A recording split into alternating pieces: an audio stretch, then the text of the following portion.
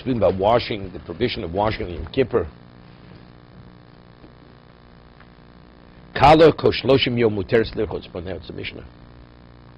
A woman who was just married, the first 30 days into her marriage is permitted because she has to be presentable to her husband. So for first 30 days, she's permitted to wash her face, to look refreshed. Okay, Yud.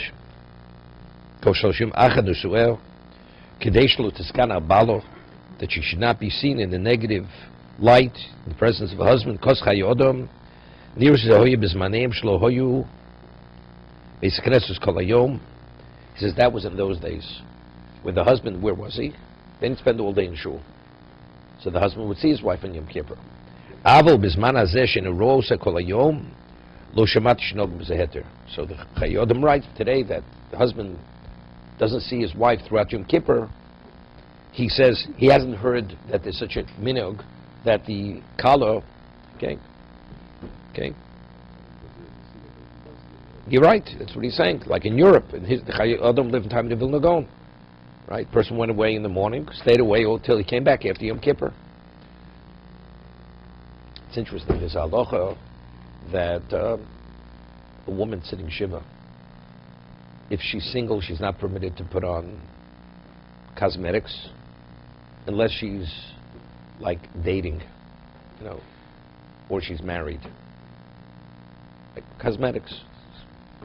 Why? Because again, woman grieving, if she looks very unattractive, it could actually affect her relation with her husband.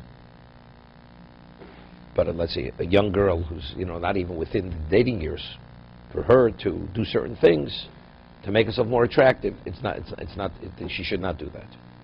So here we're not talking about a person within the first 30 days. The married 30 years, 40 years. She's permitted because, the husband shouldn't see his wife in this very unattractive state. See, there it's going beyond. Here we're talking about not washing your face in the morning, okay? Hopefully, she was just married. She's not that old. She's naturally attractive, hopefully. Beauty's in the eyes of the beholder. The Gemara says in Ksubis, there's a machlokes b'sham b'Yisrael. What do you say when you dance before the kala? What do you say? Do you say kala kamo shehi, or do you say kala nova chasuda? B'Shamai says, it says midvar shekatirchak. So she's as ugly as sin. What are you going to say? So you could say, she has beautiful ears. You can't say she's beautiful. She's not. So you say lie, but it says midvar shekatirchak. You're not permitted to lie. That's B'Shamai. B'Yisrael says no. It says you're permitted to say kala nova chasuda. She's pleasant. She's special. She's this. So the Gemara says, so Beishah Hillel defends his position. This is why a person goes to the market and he purchases something, and he thought he got a terrific buy. Now he shows it to us and he says, "What do you think?" So evidently, if he thinks it's great in his eyes, it's something special. Do you tell him you bought something, unless he was deceived? But in terms of the attractiveness, do you tell him that he bought something that is not attractive? In his eyes, it's attractive. That's his choice. Same thing with a wife. You think she's beautiful? It's okay. The wife to tell you that she's ugly. Beauty's in the eyes of the beholder. So you say, Kala Nova Chasuda. Okay? So I'm saying. So therefore, so it's important, and that's Kedei L'Chavel Bailo. The Gemara says, that's why do you praise the Kala in the presence of her husband, of a new husband? Again, that she should be endeared to her husband. That's where you say it. So also, it's important to maintain that feeling at least the 30 days. But there we're not talking about something where she's totally unacceptable. Here we're talking about a woman sitting Shiva. She's grieving over. She's already in a semi-disheveled state. She doesn't comb her hair or whatever, groom herself, put herself together. It's already, it's something which is repulsive to the husband. So therefore, a married woman has to put herself in the position that she's not very attractive, but she's not in a repulsive state, so she has to maintain herself for that reason. So we're talking about different degrees of maintenance.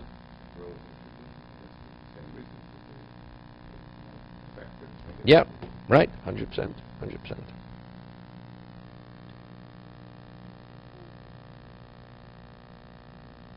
Misharo keri bizman hazeh b'yom kippurim Person who actually had a nocturnal discharge. In the Yom Kippur, imlachu. If it's lach, if it's still moist, he just wipes it off with a cloth, doesn't wash it. Vim yovishu, ocean is lachlech, it's dry or he's dirty from it. Again, this is uncleanliness. Rochetz, mekomas amluchlochim, bolavad, he's permitted to wash off with water, whatever it takes to remove the uncleanliness from his body. Umispaler, doesn't go to the mikveh. Even though a person normally go to the mikveh, but in Yom Kippur, you're not permitted to immerse yourself. So he just washes off those locations of uncleanliness. Although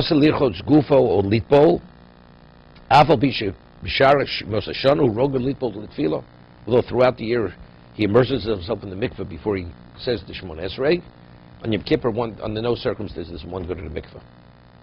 Okay?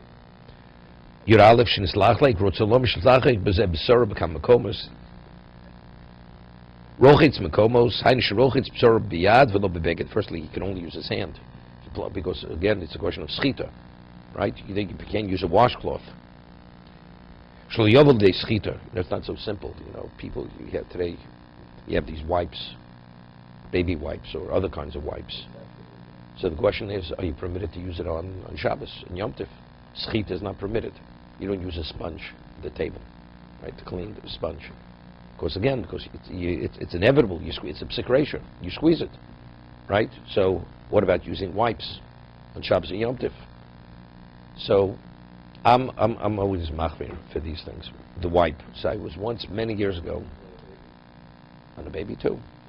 No, so you put lotion or whatever it is, whatever it is, and you take a tissue and clean the baby, because there the tissue is not absorbed with the lotion. Right, you just smear it on and then use the tissue to wipe the child. But if you have something that's absorbed, when you wipe, it actually, the pressure causes the liquid absorbed in the cloth to be extracted. That's the problem. So many years ago, I was with a Vezos Haberachah, and Rav David Feinstein was this day after Rav Moshe passed away. And I asked him, because I was always under the impression that you weren't permitted. So he told me that in the box, it used to be put in the box, then it's put in a cellophane container to save on the money, packaging, right? What? Okay, I'm saying it, joking. Okay, facetiously. So he said that usually on the bottom, it's much more, the lower sheets are much more saturated. Usually, very often, the upper are less. So he said the upper ones is not a problem. That's what he said. Even though they're slightly moist, it's not a problem. But the lower ones, that's where it accumulates at the bottom. That he says that you should not use the low ones. That's what he said. Just giving the psak halacha. So one who has relevance to this uses wipes on Shabbos, also different brands of wipes also. Some are more heavily saturated with oil or other things, and some are just slightly moist. It depends, what the brand, what they are.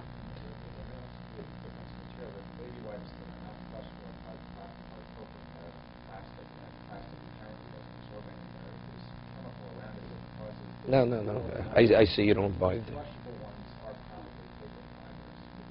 Absorb, yeah, but the others are more cloth. It's more like cloth. The ones that are not are more like cloth. So it's not plastic. But it doesn't make a difference. But you can squeeze it out. It doesn't make a difference. What? It's absorbed. It's not like a mesh.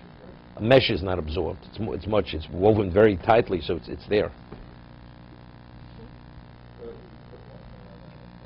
Ointment is mamachi. Is doraisa. I said lotion. A lotion which is, the viscosity is not thick. They used to have a Baby Magic, it was called. I don't know if they still manufacture it. Or let's say they had baby oil. No, they had baby oil. No. For your non-Jewish patients, you can tell them they can put ointment. It's not a problem, even on Yom Kippur. Okay.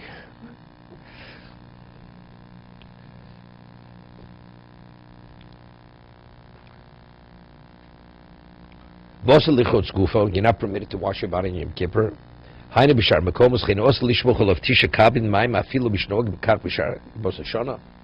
Person's not able to go to the mikveh, let's say before Rosh Hashanah Yom Kippur throughout the year.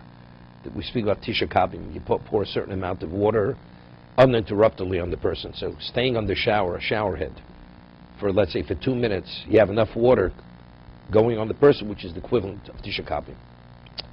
The whole idea of going to the mikveh before Shemona Esrei, not davening, a person even had relations with his wife or whatever it is, it's the psak of the Rambam. He says, even though the Gemara says that Takonas Ezra, what Ezra originally had legislated, a person who had relations, Balkari is not permitted to study Torah, say brachos, all that, even though it was annulled. But for tefillah, the Rambam says a person that it's still in place. That's the Rambam's position. It's not accepted by everyone. It's a chumrah. That's why Hasidim go to the mikveh always, even during the week. But everybody agrees Tisha Kabim is, if you can't, Tisha Kabim is the mikveh. So a person, let's say, showers every morning. It's not a problem. You stay under the shower, but you don't walk away from the shower. The water has to run on you for a certain period of time. It's the equivalent of Tisha Kabim. But again, especially today, at one time you had a very small shower head, so the water didn't come down at one time. Today, you do a bathroom for $75,000, right? So everything else is first class. The shower head is also, we're talking about a mega shower head. You stand under that shower head, it's as wide as your whole head, or covers from shoulder to shoulder almost. When the water comes out of that, it's like one gush. Within a short period of time, you're covered with Tisha Kabim. Well, if your head's on there, it goes on your whole body, because it has to go from the head all the way down. Right. I'll give you an example. If the way they do a tara, the old days, every funeral home didn't have a mikveh, because they ritualized the body either by immersing it in a mikveh or by pouring Tisha Kabim on the body. That's part of the ritual of the Chevra Kadisha. So today, everything's first class. Even the funeral home is first class. So they have built-in mikvos where they immerse the body for purification before they do whatever else they do. But at one time, every funeral home only had Tisha Kabim. They would, and it would take a few people, right, to stand up, and one person would pour. They would have like buckets of water ready, and they would pour one after another on top, which was the equivalent of that amount of water to purify the body. So I'm saying, a living person, Tisha Kabim is the equivalent. Standing under the shower head, I said, for about 2 minutes, the water just keeps flowing, is the equivalent of Tisha Kabim. To be continued.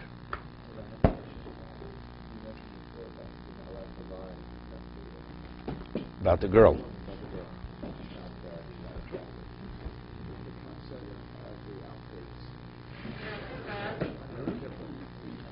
Yeah. So you just say it.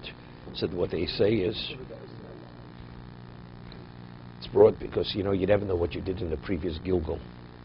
If everybody's reincarnated, you never know what you did in the previous life. So you think, in case it has relevance to me, at first you say it in the plural, so you're not saying it for yourself. So therefore it's shechatanu. So therefore, even if it doesn't apply to you, it doesn't make you say it anyway. So between the Gilgal and between saying it in the plural, it's okay. See, when you say that, the plural is not for Klal Yisrael. In Klal Yisrael, you have people who did all these sins, right? Unfortunately, you have people. But not only that, my mashgiach Mishna Berura Yom Kippur said that many years ago, without verbalizing going to Rambam, Charot and Kabbalah, it's not considered tshuva, right? That's the Rambam. So Chumrah, not everybody agrees with the Rambam. Others hold it's enough just to think Charot and Kabbalah. Rambam says you have to verbalize it. So let's say you went through all those shamnos, and you specified things that you know have relevance to you. You're supposed to specify them. And you said, I regret, I won't do it again. Or I'll do it less often, 25% less. Whatever you say, right? So then you go to Al-Chet, you're saying the same thing over again. So you used to say that since you already articulated during the Shamnus, it's enough just to think it when you say the Al-Chet.